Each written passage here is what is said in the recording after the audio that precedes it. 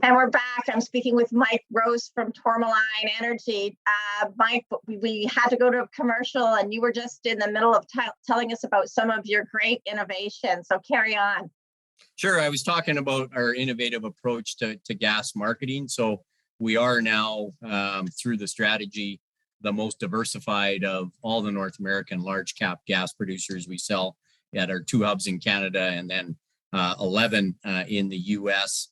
And we get to those hubs on existing pipelines with lower tolls. So we can actually compete with our US nat gas producers in their markets. We get there for the same price or less, and we have much lower supply costs. So in effect, what we've done is, when you look at a map, people kind of historically, they look at Western Canada and go, ooh, you're kind of at the end of the pipe. But by doing what we did, we're actually at the front of the pipe. And so, it gives us an advantage competing with our US peers actually in their own markets. Awesome technology. That's great stuff.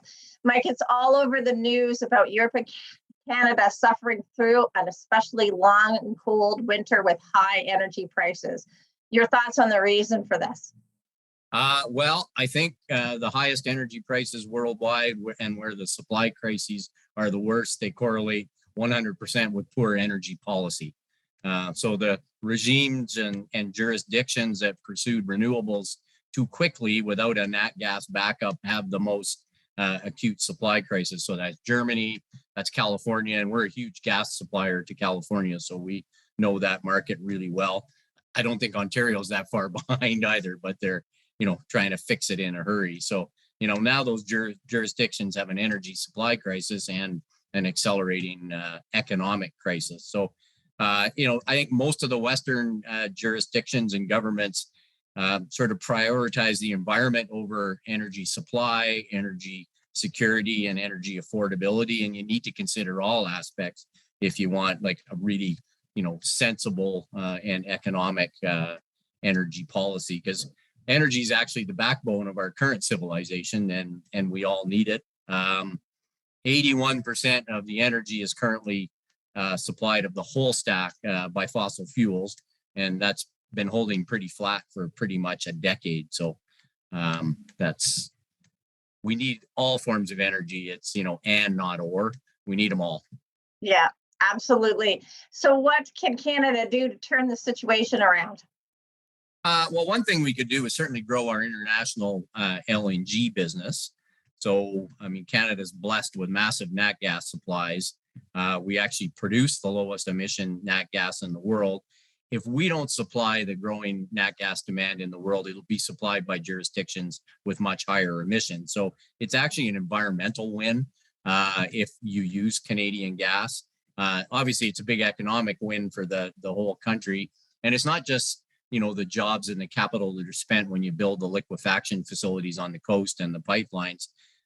The real win is you need to keep creating the supply for decades. So it's billions of expenditure and tens of thousands of jobs creating the supply every year. And these are 30 plus year deals. And it's a great opportunity for improving First Nations prosperity. So it's kind of a hat trick, if you like. And that's the game that Canada can win. It certainly is a hat trick. And I'm hearing from almost every manufacturer and business that they're struggling with affordable energy. How do you think the current federal government's position on the oil and gas industry is impacting affordable energy?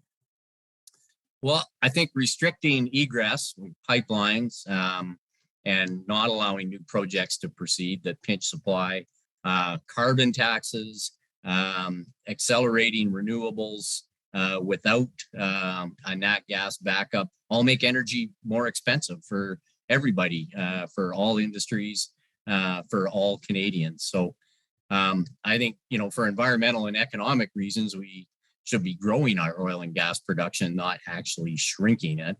An emissions cap, like specifically a 2030 emissions cap on just Canadian oil and gas, will definitely make energy costs more expensive for all Canadians, and particularly those who can afford it the least.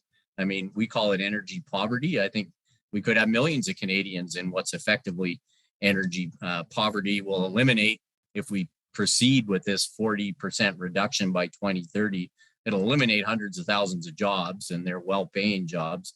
And there's no avalanche of green jobs coming. I mean, there are a few, to be fair, but I think people will be green because they're sick with hunger and they're sick of being poor. Yes, I agree with all you said. We have to take a quick break.